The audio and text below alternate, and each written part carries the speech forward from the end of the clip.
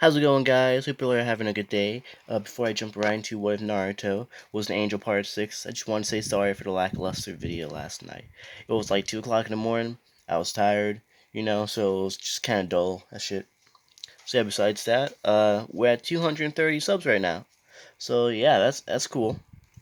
We got like 5 subs, 6 subs yesterday, so that's pretty good. Okay, let's keep this ball rolling and let's jump into the next episode. Okay, last episode, a little recap. Naruto and his team, Naruto Hayuta, Hyuga, and his sensei Ibusu, and his other teammate Elizabeth Uzumaki. They for the first 6 months of their lives as Genin, they've been going on a few missions, and after 6 months, they've been given their first C rank mission, requested by Ibusu since he believes his team was ready, and they were supposed to deliver a transport, or I guess bodyguard, blacksmith and his apprentice to the land of iron, so they can practice their craftsmanship for the samurai. And while en route, reaching the border of the land of iron, for some reason, they were flanked from behind, being tracked by a rock shinobi. A large group of them, 15 of them to be exact. At least that's what Naruto's counted in his head so far. And well, that's where we're at. So let's jump into the video. Okay. Ibusu yells out to the 15 rock shinobi. What are you doing here? You know the treaty that we have with the land of waves. Why are you out here so far away from the border? We have permission by the land of iron to transport these two individuals with us. We have a scroll with us allowing safe passage. You're breaking the treaty that we have with the land of iron. Any other further conflict, if you don't turn away now, will start a war.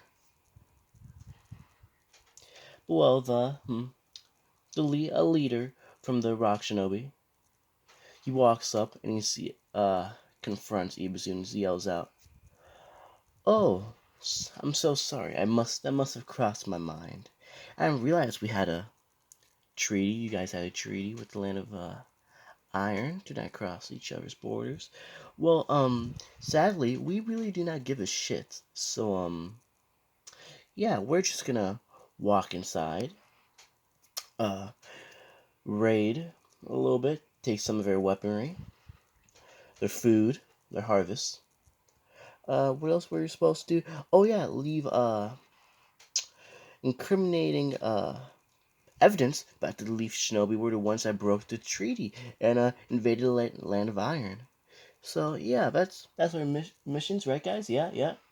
And the 14 of Shinobi behind them, they all start laughing and kind of giggling and snarling.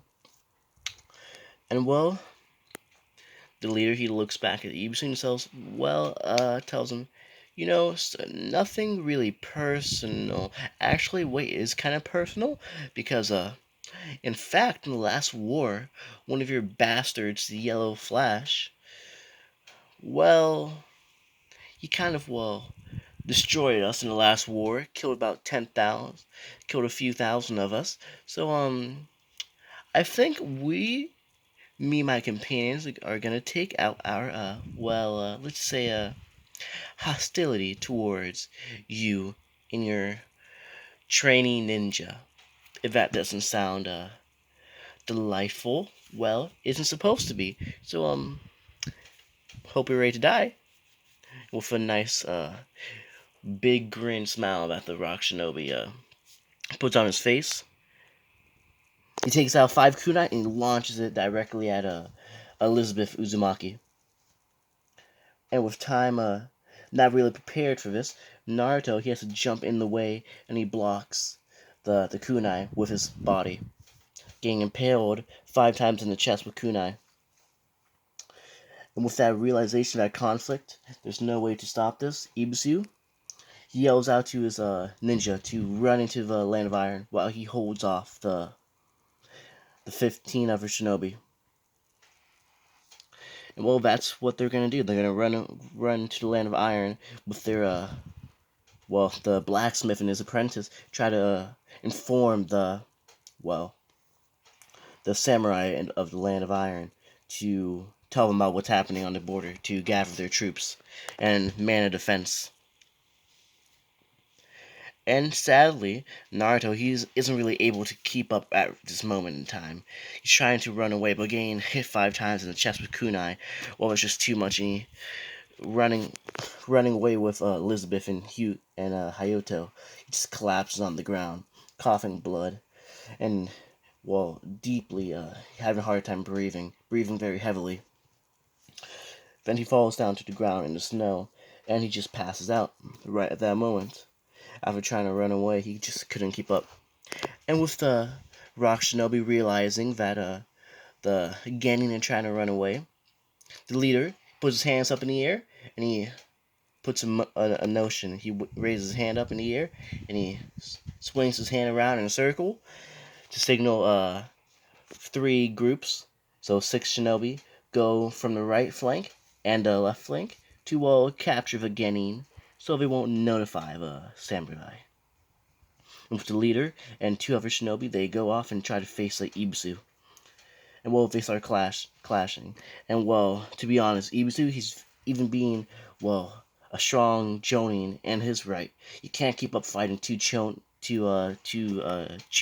and 1 Jonin at the same time. It's having a hard time. All you can do is try to defend and hold this onslaught off.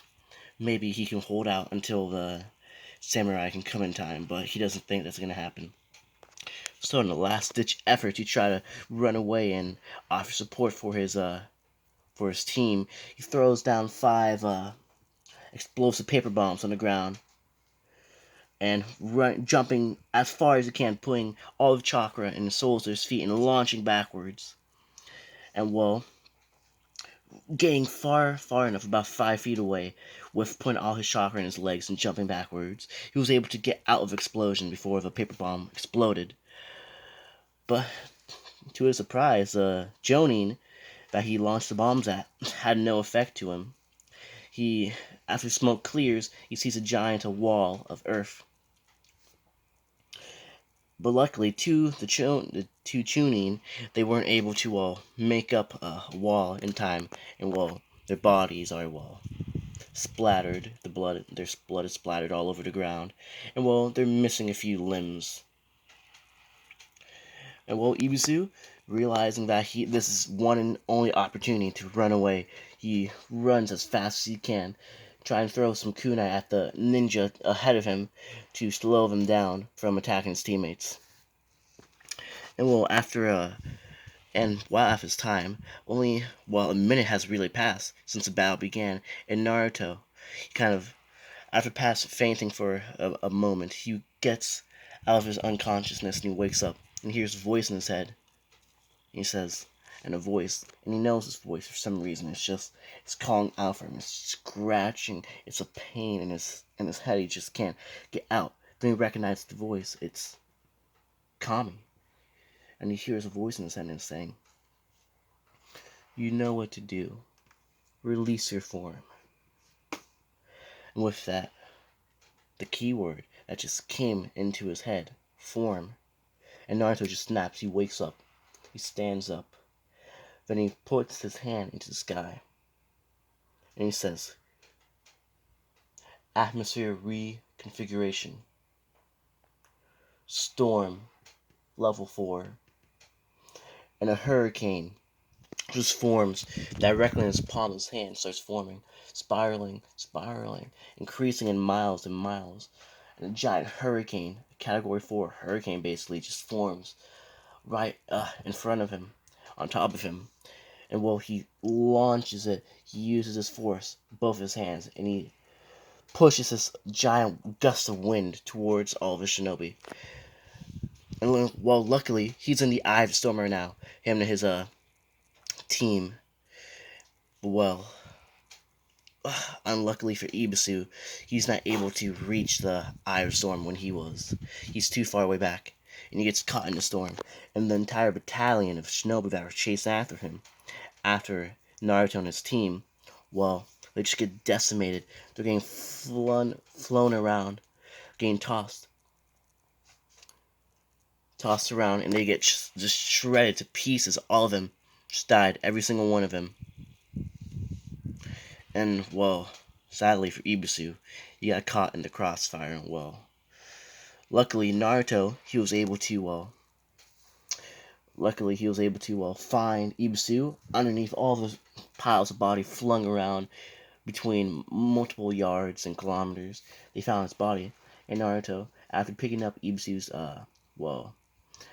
dead body, he bites his finger, and he drops a bit of blood right on Ibisu's forehead. That Naruto says, yells out, "Restoration, resurrection, completion." After saying those three words, Ibisu, he comes back from, well, limbo, basically. He didn't fully cross over. He wasn't completely dead, but he wasn't alive either. Naruto's able to, well, you can't bring the dead back, but he's able to pull their souls, at least if they're not too far gone, out of limbo and bring their souls back into the body of the individual. And while saying the code phrase HP, health, he healed him, then resurrected. He healed his physical body, then resurrected him, so he wouldn't be, well, paralyzed when he got revived. Ibusui he sucks in air. He just breathes a heavy, like a heavy breath. Oh, fuck! What happened? Where am I? I mean, he grabs and he's like, am I in hell?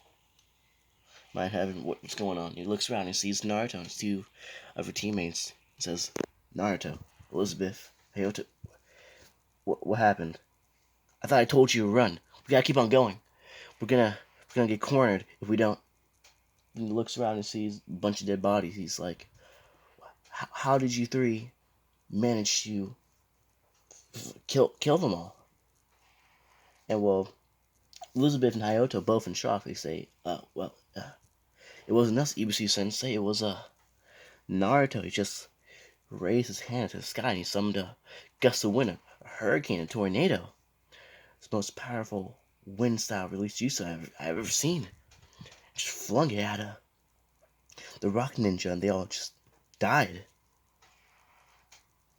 And, well, you died too. I think I don't understand, Ibusu, but Naruto, he was able to bring you back, heal you. And Ibusu kind of looks at Naruto, kind of perplexed and shocked, and he says, "Well, Naruto, well, I guess you have my thanks. I can't, you brought me back from the dead, so I guess there's no way I can repay you. But, I guess we should continue with this mission." And Naruto, he grabs Ibusu's hand and lifts him up. Says, and Naruto says to Ibusu, "Ibusu Sensei, just take it easy. I just healed you, then revived you. I pulled you from, well, the in-between. So you should take it easy for a little bit. Don't want you to, faint. That wouldn't be good. That wouldn't be that, great for you. So let's take it slow. The bodyguards, Ibisu, Ibisu Sensei, the bodyguards, our, people that we protect, the blacksmith and his apprentice, they're doing okay. They're perfectly fine.